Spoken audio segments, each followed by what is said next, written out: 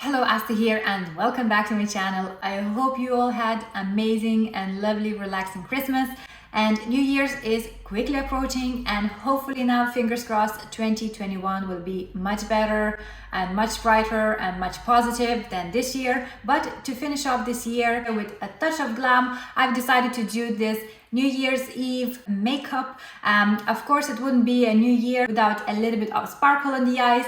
So even if you're not going anywhere, it doesn't mean you can't make yourself glam. So this is a very simple, last minute, super glam New Year's makeup look, and I hope you will enjoy it.